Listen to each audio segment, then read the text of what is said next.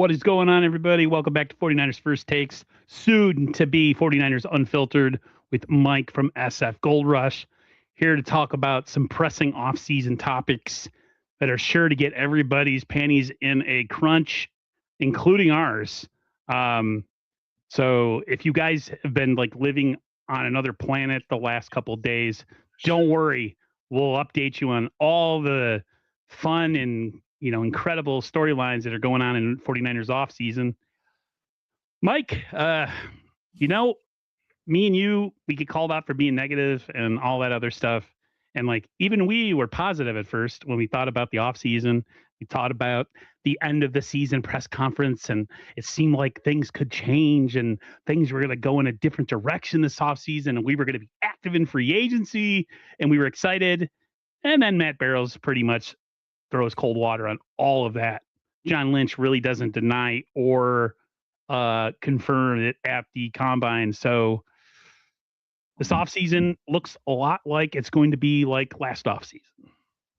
Absolutely. It sucks because, like you said, I was starting to get excited a little bit, but then that little voice came in and said, no, no, no, no, no, not yet, because Matt Barrows came out with that report and pretty much said the Niners are not going to be very active in free agency or expect them to make many trades in the draft, or even trade for players because, limited draft picks. And that kind of sucks because the Niners have a lot of holes. They have, a lot of needs, and they're third place in our own division behind the Rams in Seattle. And they really need to add some firepower to this team to be able to compete just in the division alone. We're not even talking about the rest of the NFC, who's about to get a lot better as well. So, yeah, the party's over before it even began.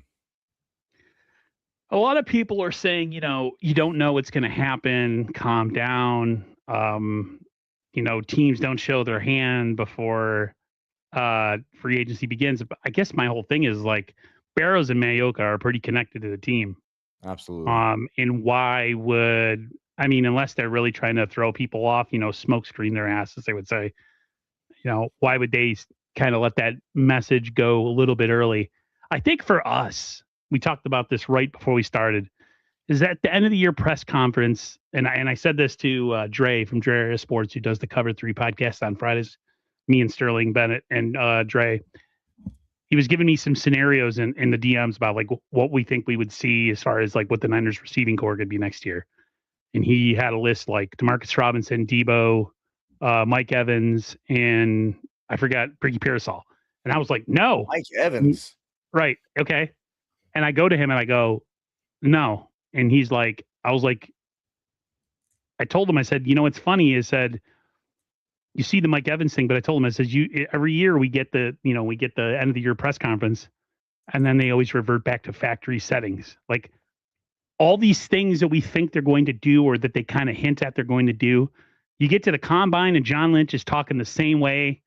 One of the worst ones was saying that he really likes our offensive line and that he's a huge fan of Jake Brendel. All things that we and you already discussed that we knew he was going to say. Did you not watch the past two games versus Seattle? How do you like the offensive line? Are you kidding me? Yeah. Come on. I don't what get he does? He loves Jake Brendel at the price.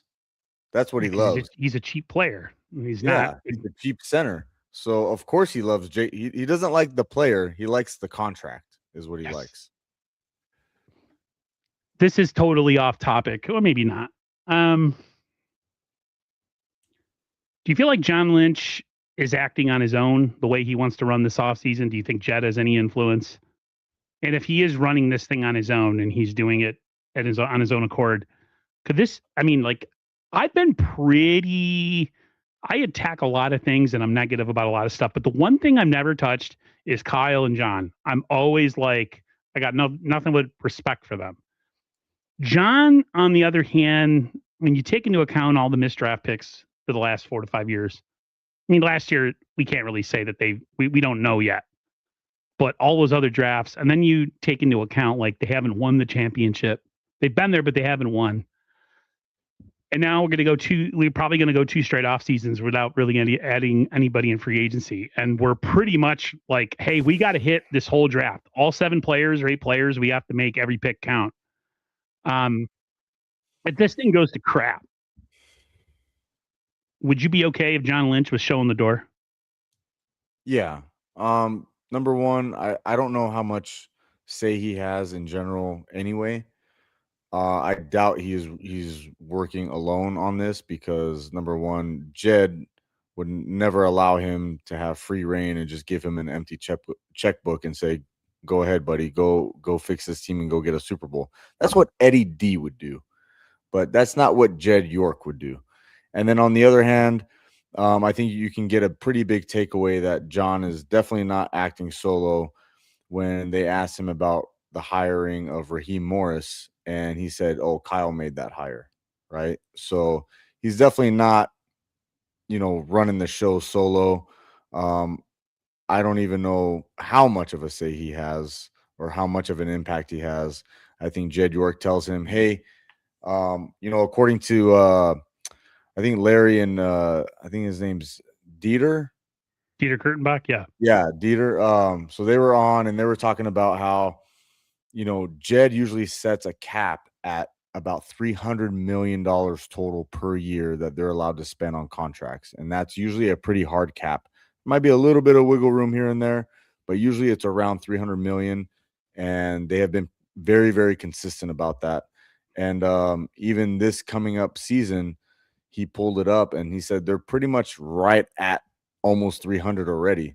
So I think that colludes with Matt Barrow's report of them not being very active, them not going after any splashy, free agents because they're pretty much already at their spending limit. And if they weren't, then John Lynch would have free range. We would have a Max Crosby here. We would have, all these big time players, but that's not going to happen. I'm not even of the mindset that you go and you get all the best free agents. You know what I mean? Like you blow your stack on like one guy. Yeah. I'd be okay with quantity over quality because we need depth. I'd be okay with I would be okay with one big move and then a bunch of like if say we brought in an edge rusher, we signed one big time player and it was an edge rusher. And then we brought in some rotational pieces along the defensive line, maybe a pass rushing defensive line in free agency or another wide receiver to add to the mix. Yeah. And then the rest of the players were like, mid, I call them mid free agents, but their depth that we didn't have any real depth last year. So once our top guys went down, it was pretty much, thank you, goodbye, see you next year. But it doesn't even feel like they're even going to do that. Like they are solely, my feeling is they are solely focused on this draft. Yes. Larry said they need something like 12 to 14 new players on this team. Like they need, but like impact, like people that can actually impact the team, not just bodies, right? Like that's how deficient they are in talent. One thing that really pissed me off is you read like the quotes and it's always about like, we want to bring back guys are coming back healthy. We kind of want to bring back the core. And it's like, when is the feeling of this core aging out to where you have to start looking to the future? Why not look to the future? Why are you so dead set on trying to wring out as much as you can of this lemon? Do you know why, Aaron? Do you know why? Because they can't draft and replace them. Yeah. That's why. That's the sole reason. If they were hitting in the draft, just at even an average percentage, 2 players a year. They wouldn't have to be looking to like, hey, let's bring someone back, the old guys, because we don't know how to fucking draft. So they can't replace these guys. They don't know how. They don't have a personnel guy in the building that can draft players to replace. Yeah, they don't have somebody that identifies like I've been cool with John Lynch being the guy for, I would say, up until about the 2024 season. And I started to really kind of be like, man, and this is not working, man. And then we had last year's draft, and it was like, okay, we might have gotten some depth pieces. We probably got a surefire starting slot corner for sure. Like that's a given. That's about the only given. Yeah. man, he's missed so much, and it's like people are like, "Oh, what if they bring back Debo? What if they bring back Greenlaw?" And you're like, "No way! They're so old. They're crusty. Like, let's get younger." But you're right. It's like they're so bereft of like new stars because they've missed so much that like they're so like dead set on trying to run this thing back Yeah. again with Trent Williams, who's what is he about to be 38, right? And Mm-hmm. we'll talk about another another contract holdout for Trent Williams. And then you got Kittle, who's north of 30. You have Juszczyk, who's north of 30. You have McCaffrey, I think, who's about to be 30, around 30 years old. I mean, they've already showed last year that they're like a step or two slow when it comes to going against a team like Seattle and even a team like the Rams per se. And they say all the right things. They say all the, exciting stuff at the end of the year press conference.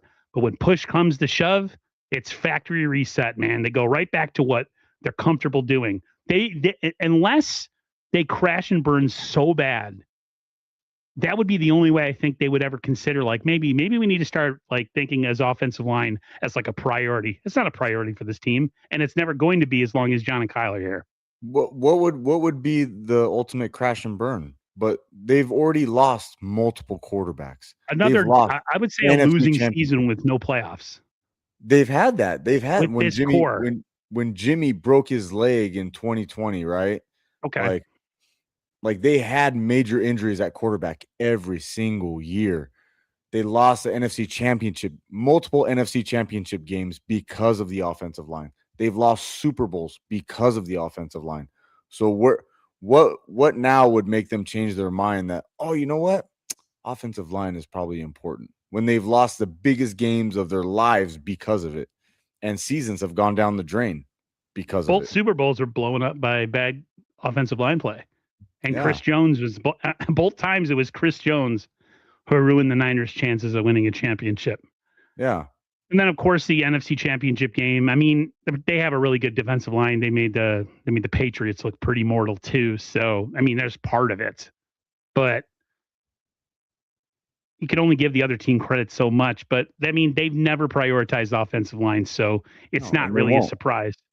And them sitting up there saying that, oh, we believe in our offensive line. We love Jake Brendel. Like, dude, look at your division. Look at those defensive lines in your division. Right. They destroyed your offensive line. They're gonna kill your quarterback. You can't even run the ball in short yardage situations. What are you talking about? Don't gaslight the fan base and sit here and tell us that the offensive line is good and Jake Brendel is playing great football. Are you out of your mind? Jake Brendel is not good. You love his contract. You don't love him as a player. It's funny. I called this out before the press conference. I said two things that were said in the press conference. I said, we're going to do our due diligence, which I said. Touche. And just because like you're supposed to spend, and we don't spend just to spend. Like if it makes sense. I kind of had something where I kind of prefaced it as this is what's going to come out in the press conference, and verbatim, John Lynch said those things. Yeah. It's almost laughable how predictable John Lynch is with the way he talks to the media. And you're right. Why doesn't anybody challenge this man? Nobody. Where are these? Well, what's it? These softball, like, damn it, Grant. I don't like you, but come on, bro. Like, push the envelope. They already don't like you. Any good questions. You're up there. You have weeks to prepare to ask him questions. It's not like, oh, put you on the spot. Like, what do you think about the food in the cafeteria? No, you've had weeks to prepare. You've seen what has happened with this team. You saw how Seattle went in and won a Super Bowl and blew you away. What changes are you going to make in the draft because you've missed so many draft picks, John Lynch? What are you changing this year in particular? Are you sticking with the same strategy? Do you believe the way that you guys evaluate players is acceptable because you've had misses, examples A, B, C, D, and E? What's up with the training staff?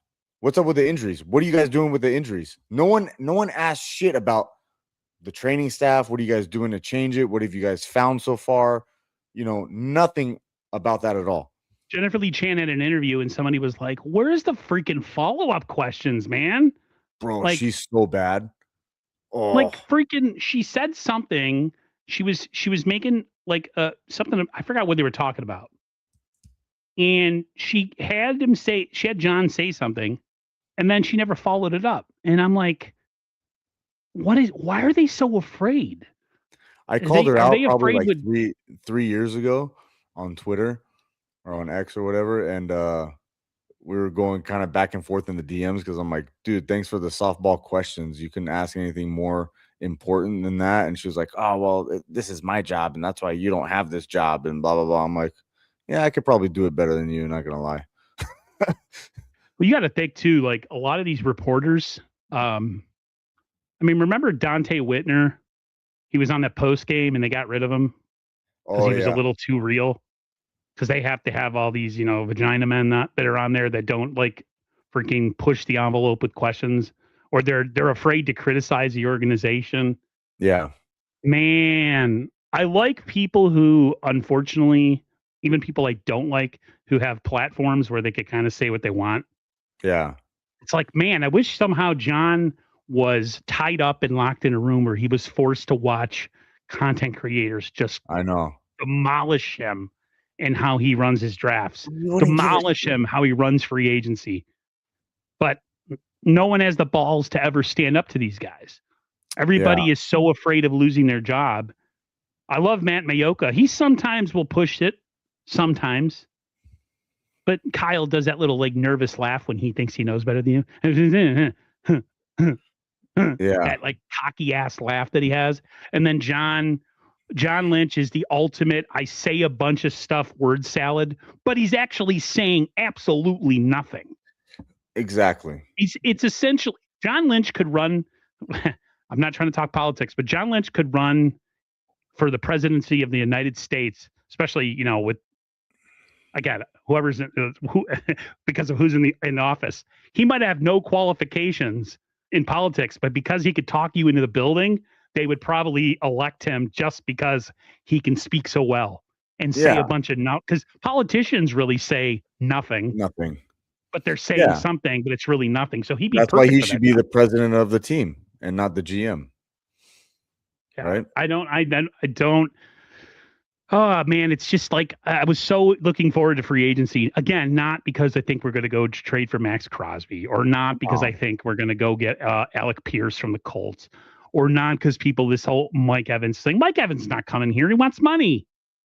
Yeah, and he's The Niners, older. yeah, and I don't want He's a good here. player, but the Niners have to get younger and The faster. Niners are bargain bin shopping, baby. Bargain Yeah. bin. Yep. It's like going. What's that store that people go buy furniture sometimes? Cheap furniture. Big Lots. IKEA. Big Lots at Kia. Big Lots. Yeah. Yeah. Mhm. That's what the Niners shop at. And Yeah. everyone's like, well, the Niners have one of the biggest payrolls. Yeah, for all their own players, but they don't actually go outside and sign anybody. Yeah. At least the only thing the Niners do well, and maybe too well, is they do, for the most part, try to retain their own talent. There's a lot of teams that don't do that, like the Patriots didn't used to. A lot of other teams will just let their talent go and not resign them. Dolphins is a known franchise that doesn't seem to want to pay people. Niners do that. The problem is with the Niners is they give out such awful contracts, and it's always to guys that get hurt a lot or old or whatever. Like let's go to the Trent Williams situation. So Trent Williams, is this like the third offseason that he's wanted a contract restructure or second in a row? And the Niners never expected this to happen. And of course, the Niners are always caught with their pants down all the time. They never know it's coming, ever. And so they're in this situation. I'm gonna circle back to Trent in a minute. Then I hear they're being so cheap that they will not overpay for Eddie Pinheiro. That's the other one that I'm hearing. Dude. And I'm like, oh my God, they're really Walmarting this thing out. They are pinching pennies. Like, you're not winning a Super Bowl like that. For $1 million, you're gonna let him go, and then what happens? You can't make a kick. Like we all saw what happened with that. That's how long did they say that they believed in Jake Moody before they actually got rid of him? Yeah, 2 years. John and Kyle are so full of trash, man, when it comes to certain things. Like, be like You're the whole Trent Williams. $1 million. That's They're crazy. Trent Williams is the best offensive lineman we have, and it's not even close. And the dude's 38 years old. Yeah. To me, I think he should be year to year. Extending him would be a stupid mistake. The fact that they even have to worry about paying him right now is just asinine.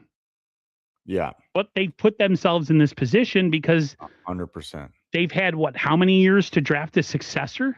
Exactly. And they This haven't. is all their fault. I don't blame Trent Williams 1 second. Nope. At all. I don't either. He's done this to them every single time his contract has been close to being up. He's held out, right? What is this, the third time?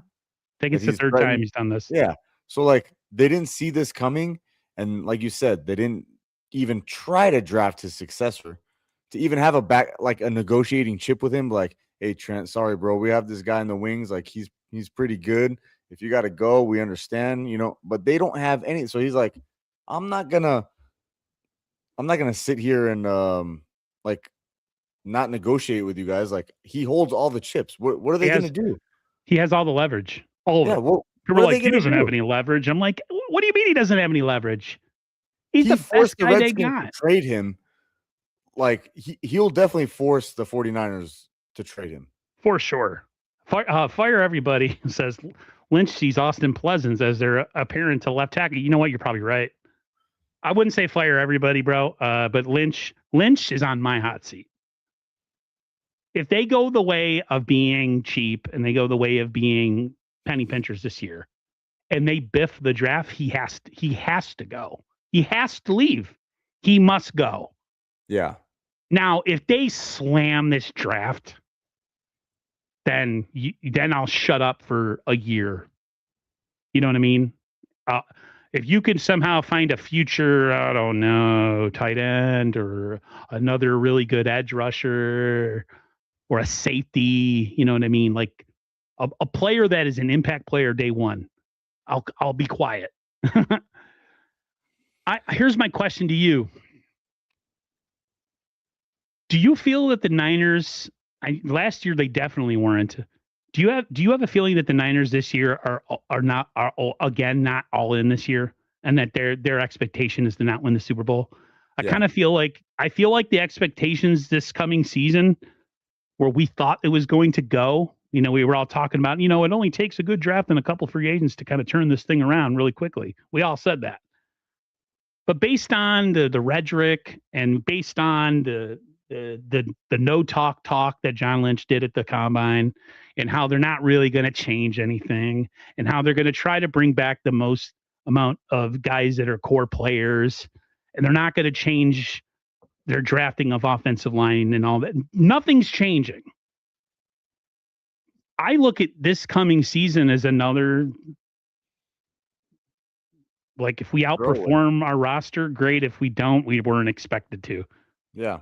I don't see us as a real threat in the NFC. No.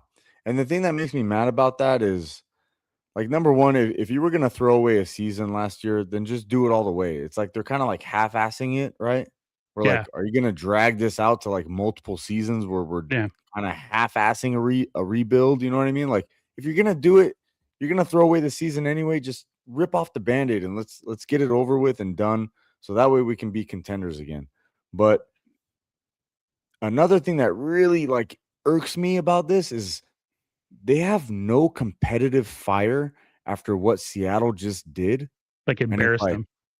Like, they embarrassed you. They won in your own stadium, your own division rival, and now your other division rival, the Rams, have a chance to do it in their own home stadium, and you're just going to let these opportunities slip through your fingers. And there's no way, even if you're just a little bit competitive, you're going to be like, dude, this cannot happen. We got to get back. You know what I mean? We got to get back now. Like, enough is enough. So Mick Mala said, it's just talk. Isn't going to give, they're not going to give the game plan, stop the doom and gloom. Bro, what have they done in the last 4 to 5 drafts that gives you the comfort to say that? Like, where is our future stars? Where is the future? We got an aging core. They're going to draft like 10 starters this draft. Don't worry. baller I mean, starter. there was talk. Mayoka said something the other day that I thought was key. The next 2 years are going to be crucial to how they advance this roster with guys aging out. He made a comment about some people like might be out the door. First person I think of that could be out the door, of course, is Trent Williams, right? Another person that could be out the door, I hate to say this, in the next 2 years is Christian McCaffrey. Maybe not this year, maybe not 2027, but 2028, he's good. They're getting to a point now where they because they haven't hit in the draft for so long, like I said, they're trying to wring this lemon out so Absolutely. much of this old geriatric core that's broken down and injured because they have no succession plan. Yep. Where's your succession plan? What is it? I don't want you to spend all your money in free agency just to spend money. It's not what I'm saying. Exactly. Yeah. But if you have holes to fill in your roster that you don't think you're going to be able to fill in the draft, go fill them. Don't fill him with Luke Farrell for $10 million. That's insane. That's what are you going to do? What are they going to do? Try to sell us on a special teams free agency again this year? They're going to try to sell us on that again. Is that what they're going to do? like they could have gotten players that, for a reasonable price that they just chose not to, or like decent draft picks, like Brian Burns, for instance, right? When he was up in for that trade, they could have matched that trade. They could have got Daniel Hunter. It wasn't that much more, but they were pinching pennies. But yet they'll spend all this money on Luke Farrell. Make it make sense. I don't understand. 49ers Throwback says the Chiefs GM talked about they need to get explosive and improve the run game. Philly's GM talked about the offense being better through wide receiver and O-line. And then there's us, who is we'll just stand pat. We don't need O-line. Nothing. We don't need O-line. We're happy with our O-line. Yeah. We love Jake Brendel. We love him. He's the best. And don't worry, guys. Our draft, one of our biggest holes on the team is defensive line. But last year, we so happened to spend 3 high draft picks on defensive line. But it's still a need. So we're going right back at it. Right back at it. Got to triple down on defensive line. Keep whiffing. I've never seen one team waste so much capital on defensive line and get shit out of it. Oops. Get nothing. Get absolutely nothing out of it. How is that our number one need still? Drake Jackson. And we spent 3 draft picks, Aaron. 3 draft picks, high draft picks on that position last year. And it's still a top need. Neither of those guys are stars. I think they're good depth pieces. Absolutely not. They are not stars. The only star, like you said, was Upton Stout. That's the only one who showed flashes of like Pro Bowl potential, that aggressiveness, that nastiness. We drafted them to stop the run. We can't stop the run. Upton Stout made more positive plays at the end of the season than negative. Yeah. During the season, it was kind of 50-50. Like for every good play, he would do something dumb or get beat. Late in the season, it was like everybody else was just sucking. And Upton Stout would just do something and you'd be like, wow, he's really standing out because like nobody else, we're so decimated. So like there's that. But that's sad. Like one guy in your whole draft class. Yeah, and that's like one of the hardest positions to come in as a rookie, right? Like nickel corner. Cornerback in general is hard. Rough. Nickel cornerback is the worst because most teams' best player or the player that they run through the most or use the most is their slot corner. Yeah, like it's just easier to throw to your slot guy than it is to your outside guys, especially when there's zone defense and you can kind of just like lollipop throws into zones. They're guys that are they're hitting slants and hitting crossers and stuff. Man, let's see what can we get to. Let's talk about some player news, like players that could. I'll read some players off to you. Okay. One of the guys that they say they might try to work on bringing back is Eric Kendricks. Please, please do. What a Eric Kendricks. tandem. Wow. Kendricks and Warner putting fear in the hearts of offensive coordinators. Kendricks is like 3 years too late. If he would have came Dude. here like that when we tried to get him 3 years ago, it would have Why been would he even awesome. say that? Why would I'd love to see him partnered up with Warner. What are you talking about, bro? Stop it. Don't let that even be vocalized if you're a GM. Are you insane? Juwan Jennings. He's too expensive. Too expensive. And honestly, I'm really disappointed in Juwan and how he played against Seattle both times. He got manhandled and he ran sloppy routes and they took him out of his game. Usually he's the one taking DBs out of their game, but they took him out of his game. Fire everybody's on point. He's like, I think Barsh and Juniors Gross Matos are locks to return. Locked. Of course. Of course. Lock it in. You know what's sad? Fire everybody. That's not far off. That's the he's sad right. part. He's 100% right. You might be joking or being facetious, but that's literally how they think. Yes. That is just so ridiculous. He said that. He's like, I'm going to make everybody laugh. They might actually do that. So again, you guys know who Dre is. He does Dre Area Sports. He does the show on Friday with me and Sterling. He sent me in the DM chat. He sent me like what the Niners receiving core could look like, and he was like, I said, I think I've already said this at the beginning of the stream. So it was like Ricky Pearsall, Mike Evans, Demarcus Robinson, and Deebo Samuel, right? And I'm like, no, I don't want that. And I was like, and then I said, they do one thing in the end of the year press conference and then they revert back. And he responded with, I know, I don't want this either, but it looks like something the Niners can and probably will do. And I'm like, you're totally right. You're totally right. Yeah. We joke about it and we don't want it to happen. But at the end of the day, your ESPN timeline is going to read, Yurgis Gross Matos signs a 2-year deal to stay with the San Francisco 49ers. And you know what John Lynch is going to say, right? Oh, man, with a healthy Nick Bosa. And, here we go. Michael Williams and Huff and Yetur Gross Matos and Collins. I think we really have a really, really good group right there. Like, he probably thinks that Samo is on the cusp becoming a great pass rusher. Yeah. Talking about Keon White yesterday. Get the hell out of here with that trash. God, dude. Keon White, really? Okay. Eddie Pinheiro, we talked about this earlier. Niners are getting cheap. Probably won't bring back Pinheiro if they have a number set at about $4 million. I think he wants like $5.5 million. Niners aren't willing to spend more than $4 million.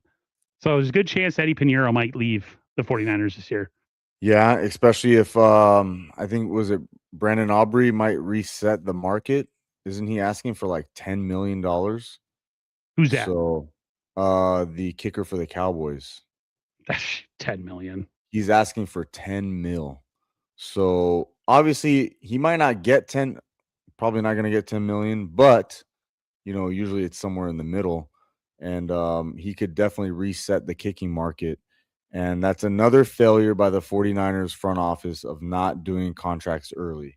When you knew Eddie Pinheiro was the dude, you should have went and locked his ass up before the end of the season. Even if he said he wanted to wait, make him an offer he couldn't refuse. That way you get ahead of the market. You knew Aubrey was going to be up for a contract. He's going to reset the market no matter what. Pinheiro is up there with accuracy. He doesn't have the leg, but the market is the market, right? So it doesn't matter how good you are. It all depends on how good the last guy is and how much he got. And that's where the market stands. And they waited again. They sat on their hands, and now they're probably going to lose a kicker. 49ers Throwback says, Aaron, your interpretation of Lynch is, we like our guys. We like the guys that we have. It tells you he can't draft well if wanting to bring guys back. Yeah. What we said, right? Yeah. They're so preoccupied with bringing everybody back. They're so preoccupied with running it back one more time. But they can't replace them. Because they can't. There's nobody that they can bring in and replace anybody. To me, I'm in a point right now where like I don't have really any expectations now. After No, that bombshell drop that they're not going to do diddly poo in free agency, who cares? and All these expect them to people, reach drastically in the draft again. Instead of oh, they're taking going to, the best player available, they're going to reach for some dude that nobody heard of, and they're going to keep sticking with their draft process, even though it keeps resulting in reaches and busts. And doing the same thing over and over is insanity. And they're they'll just, probably drop their left guard in like the 6th round. yeah, You know how they work. yeah. And if he's playing next to Trent, don't worry, that elevates him. Yeah. You're okay. Until Mac Trent's gone. Jones, the trade of Mac Jones has been talked about. They really need to get something that blows their doors off. As much as I wouldn't like to see him go, Mike, because our offensive line is such trash, and like Purdy, I'm not going to say Purdy is injury prone. He's had 2 really like the UCL injury wasn't like because he's injury prone. He just got hit as he threw. Yeah. The one last year was the one that was a little bit worrisome, the turf toe. But like that being said, he took in some pretty hellacious shots behind that offensive line. And like, so having a good backup really helps you, like, oh man, we had Mac play a bunch of games. I really don't want to see Mac, if he played next year, play more than one game and maybe a kneel down. You know what I mean? Yeah.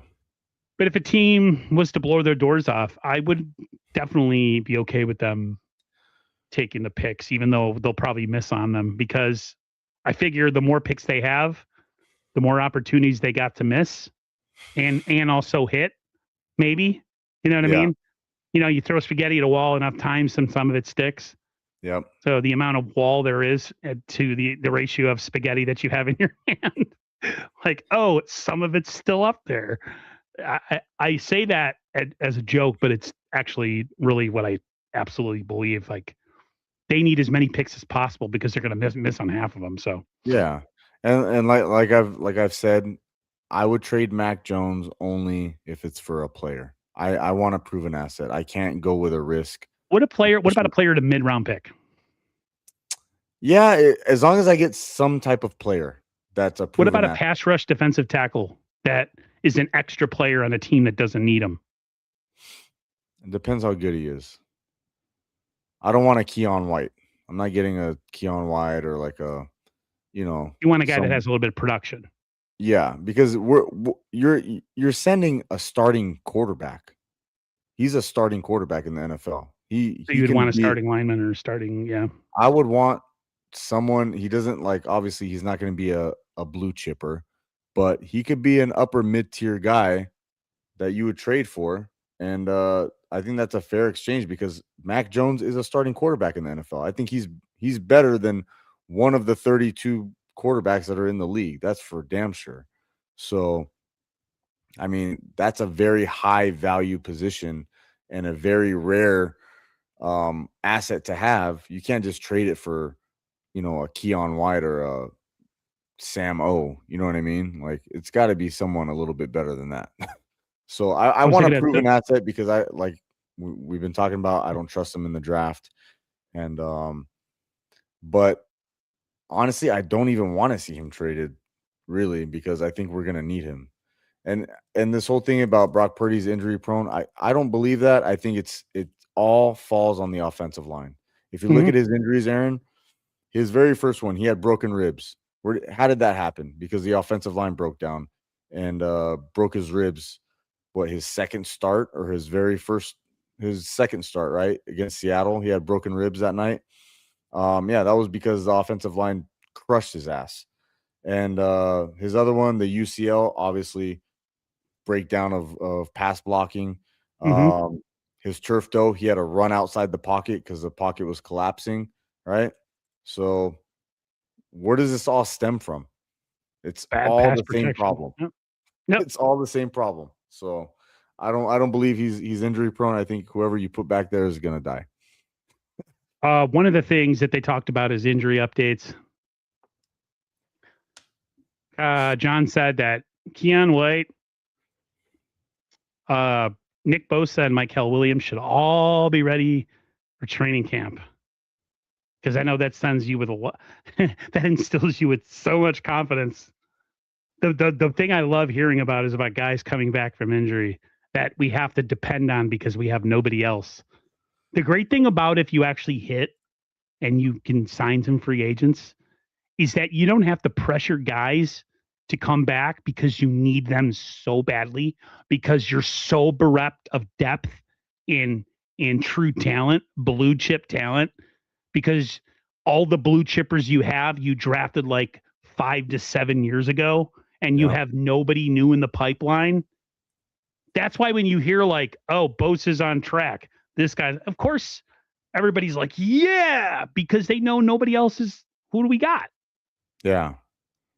But it's such a wasted question to me. That's another question that's wasted that could be used for something more, informative. Who cares about their injuries right now? That's not relevant whether they're on track. There's so many months between now and then that anything could be off track or get back on track, or that's so irrelevant.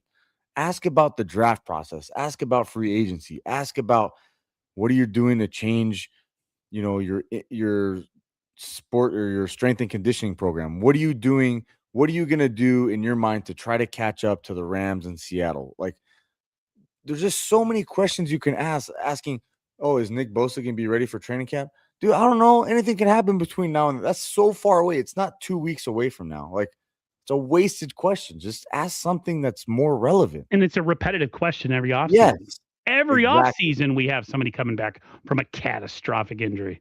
Yeah. Every offseason. It's so like, it's so 49ers. There's nobody else at the rate that we do has that problem.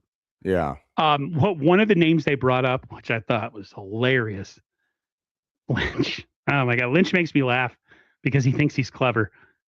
He was talking about they really have big hopes for Jacob Cowing. Yeah. Oh, man. Such big hopes he couldn't even see the field at all, right? He couldn't see the field his first year, and last year he had the worst hamstring injury in the history of professional sports. Yep. Yeah, like of course he's gonna say, of course he's trying to build up Jacob Cowing because he doesn't want it to be another They're wasted missed. draft Yep. pick, right? Yep. What is he Yep. gonna say? Like, oh yeah, you know what, Jacob Cowing didn't really turn out. No, he's like, dude, I'm praying to God this kid turns out because we whiffed on freaking everybody. So of course he's praising him. There is talk again that I saw pop up. Remember when they talked about it and Dre and Sterling kind of shot it down? The Renardo Green trade and the Pearsall trade, like the rumor that Grant Cohn and Larry were talking about. Mhm. ESPN is running a story that because of the relationship or because of bringing in Raheem Morris, that he might not be a scheme fit for what he wants to do. So that actually might be something. He actually isn't a bad player. He's one of the few like he was he was a decent I think he was a decent draft pick. He's a solid corner. He's not a superstar. Problem with it is he doesn't get interceptions. He doesn't cause turnovers. So that was something that I seen. I don't know how it came across my computer, but like Renardo Green being moved definitely looks like something that could happen. Will it Yeah. happen? Who knows? Who knows? I mean, that little spat that they had on the sidelines, that was pretty serious. I mean, that was Mm-hmm. like he pretty much told Kyle to F off. He walked away from him while he was screaming at him and like Yeah. didn't want to look at him. That was like that's pretty disrespectful. That body language, man. That's those young cats nowadays. How those young cats Yeah, are. that was pretty like I was even like, oh shit. Oh, Like I would have stomped I that felt that through man. the TV, you know what I mean? And I'm like, damn, like this Kyle dude was is like Kyle was pissed, and then he just effed They him said off he by has just kind walking of a away. laissez-faire attitude. Yeah, he's not He's very not. interactive with his teammates. He's very Yeah, quiet. you're in the wrong sport. Yeah, and wrong position, right? DB, you got to be a little, You got to you be a got to be a dog, little cocky, right? A little quote arrogant, a unquote. little. Yeah, you have to have that dog or whatever. But I mean, you can't have that towards your coach. You're supposed to have that towards the other wide receiver on the field, not your head coach who's yelling at you. You're supposed to look at him in his eye and say, "Yep, I fucked up. I won't do it again." Not, man, roll your eyes and walk away. That's a big. I don't know. Yeah. That could have sent him packing. It might have sent him packing. Maybe it does. Maybe they actually bring in a corner that can cover somebody Yeah. from I don't know where. But then again, we know they're not going to spend any money, so he'll probably end No up money. staying. No money. Wall is No closed. So the Niners did. There was talk about a rumor, and it was just a rumor, but I forgot who dropped it, but Larry was running with it, and I forgot somebody else about an addition to the front office, and then it actually happened. So the 49ers brought back former Vikings general manager Kwesi Adolfo Menza back to the front office. He was here from 2013 through 2019. And here's the one thing that I'm kind of positive on that Mike wasn't having when we were talking before the stream. He was here during 3 successful-ish drafts, like Kittle, Fred Warner. Dre Greenlaw was drafted in 2019, I think. Yeah, I'm trying to think of. There's probably more players that I'm missing, but he was here technically. So there's my positive spin. What you're saying is, where was he on the totem pole? Like where in the front office was he? Like an orderly? Was he getting coffee for everybody? You know what I mean? Like, is he quality control where, he like cleans people's glasses, shines their shoes, like goes out and gets them sandwiches? Like, where exactly is he on the totem pole? Yeah. And he was also here for Solomon Thomas, Reuben Foster. What were the other ones that before he left? I can't remember. There were a lot of them. Nick Bosa, that doesn't count. Where that's 100%. Nick Bosa is the biggest not hitter, like the biggest. Yeah, like right. Let me say this and not offend anybody. Somebody who's challenged could run the draft board and select Nick Bosa because he literally is a no-brainer. Yeah. Sorry. So I can't remember the other missed draft picks in that time span, but everybody made. I hate to interrupt you, but he said this was the guy that was fired from Minnesota for taking 2 weeks for his wife's paternity leave, which I have no problem with personally. Yeah. When it comes to stuff like that, I'm not even going to say anything. Minnesota had a decent draft, honestly. Like I think they whiffed on McCarthy and that whole Sam Darnold thing. Maybe they messed it up. I don't know. But overall, their first round picks were pretty decent while he was there. Kevin O'Connell's a good coach. Yeah. And that could have been the coach over there. I don't know, because the first round picks here who was the first round pick when Kittle was drafted in those years when you said that he was here for the good draft? Who was the first round pick in 2017? That would have been Solomon Thomas. There you go. And then when we traded back into the first round to get the psychopath, that ended up, they ended up cutting. He was in the blue 10 every other game. Reuben Foster. He was constantly hurt. Was Fred Warner in that same draft, or was he after? I think Fred Warner was in the 2018 draft. Okay. And do you remember who the first round draft pick was for that? Mike McGlinchey. Oh, okay. So average pick, right? He got himself another contract if you want to play that game. But I get not with us. Usually you want your first round draft pick to be able to pick to re-sign with your drafting team, right? So Howdy says he was the director of football research when he was here the last time. Okay. I don't know what that means. I don't know. But my whole argument is he could be good, he could be bad. I just wanted them to have fresh eyes. When you're unsuccessful in the draft for so many years, I don't want you to bring in a set of eyes that you're used to or agrees with you or has the same philosophy as you. I want you to bring in a new set of eyes. No yes man. That's up to date with the new standard of players and the new trends that's going on in the league. Maybe take somebody from your rival. That way you can see kind of like what they see and what they're looking for and how to beat you and how they build their team, because guess what? They're kicking your ass right now. So somebody from the Rams, somebody from Seattle, just somebody that with a different set of eyes, a fresh set of eyes, not just different, but a fresh set that can just help you reset the way that you evaluate and scout your players, because obviously whatever is working right now is not working. Beast mode 24 ain't mincing any words. He was a terrible hire. Okay. Yeah.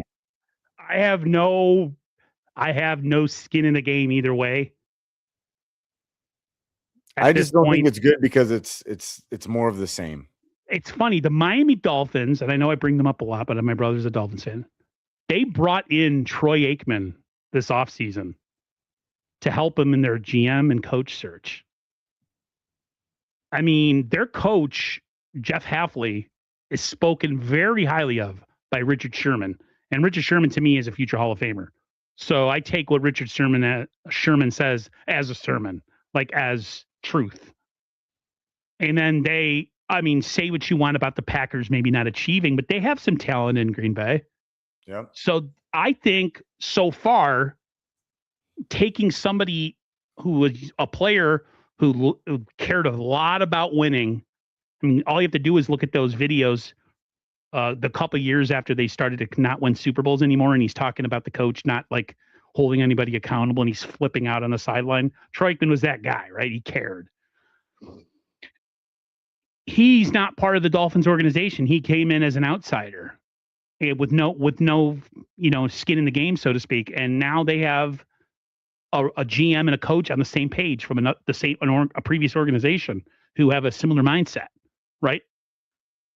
That works when you're bringing somebody in at the beginning. When you've been around a while, bringing somebody in who hasn't been part of your building that maybe has been successful with another franchise, and maybe they just have an oversaturation of a lot of good front office guys, and he was just kind of like the guy that fell out of favor because of just maybe a newer hire or somebody younger or whatever. But to bring in somebody that was already here, that's already part of like the regime, the previous regime, who doesn't offer anything but a nodding and an approval of, yes, you made the right choice. Yes, Mr. Lynch. Yes, Mr. Shanahan. It's like, whatever. Yeah. I was just trying to look at it from a positive. That's why I'm disappointed. Are you? No, I have I have skin in the game emotionally. Feast mode.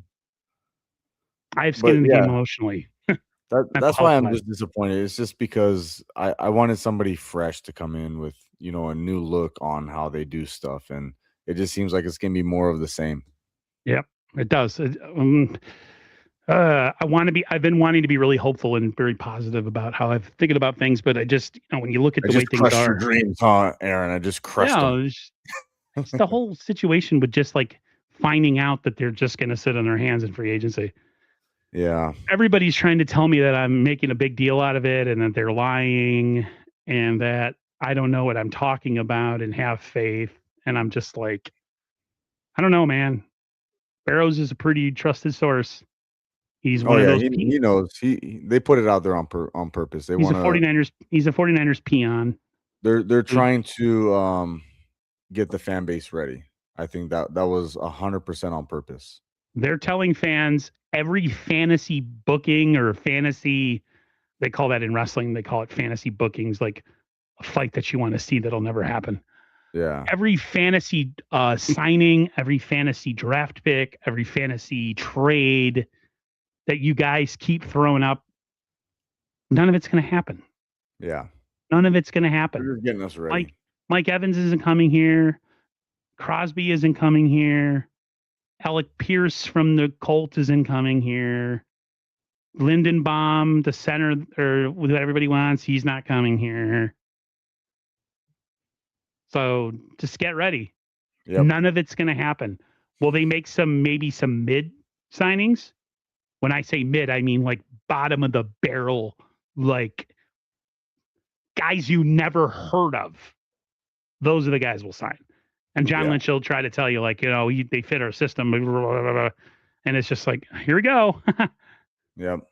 But I've been a fan of this team 36 years, and I'm being told something that I do not believe, but I have to believe him because he's the GM, and I don't believe him. So, yep. I don't know, man. We are turning into the Cowboy fan base pretty well. We haven't won a championship in 31 years? 31. They haven't won one in 32. Yeah, we're pretty close. Other way Terrible. around. They won one sooner, so I think they're 30. Oh, They're that's right. So 30. they're They're 30. 30. We're 31. Yep. It's been 30 years since Dallas won, and it's been 31 since we've won. Just think about that. But Jed's okay, though, because he makes a ton of money. Yep. And we have a soccer team. Soccer. Love it. All Somebody right. was trying to tell, like, with all the money, I was telling my brother, I said, the Niners are swimming in capital right now. They had the Super Bowl in town. They had somebody come in here who invested in the team that has partnership. You know, the Super Bowl was here. They have, you know, concerts coming, all this other stuff that's been here and is coming here, and all this. They're one of the richest franchises in the National Football League, but yet they spend like, you know, and people say, well, they've spent a lot. They're one of the highest spending teams. Yeah, on their own players. Yeah. On their own players. Actually spending outside of the box other than your own players I'm talking about. Yeah, and Jed won't open up the pocketbook to go get a Super Bowl, man. Just go get it. And then I'll shut up forever. I'll shut up forever. Trade the future, get one pick, get one Super Bowl, win it, and I will freaking quit YouTube and never come back. That's all I want. That's all I want. That's it. Trying to think. So the combine is pretty much on its way next couple days. And then free agents. We were excited for free agency. I was talking about it. Free agency starts what? Little over 2 weeks. Does it already? March 13th. Is it March 13th or May? Am I tripping? March. So it's in March, and the draft is in the end of April. Oh, dude, I'm like, yeah, I'm all over the place. Yeah, and then we got the season starts in what, 6 months? Yeah. Yeah. Exciting times. Here we go. Can't wait to run it back with the same guys. Yeah. All right, everybody. We're gonna get out of here. 11. What does that mean? Aaron 11, John Lynch 2. Wait, what? What's everybody talking about? I don't know. I'm lost. No idea. I am totally fried. Me and Mike have been waiting to come on here and just bitch and complain about the 49ers. Yeah, we had to vent a little bit. Maybe they'll surprise us and go sign some players. But I don't think so. Give us something to talk about. Yeah, like if they went and got Max Crosby, to talk about in a couple weeks. Like if they went and traded for Max Crosby and surprised everybody, I might shut up till the draft. Yeah. But if that's not going to happen, so everybody can just relax. Yep. The guy on the right looks like Daniel Jones. They say you look like Daniel Jones.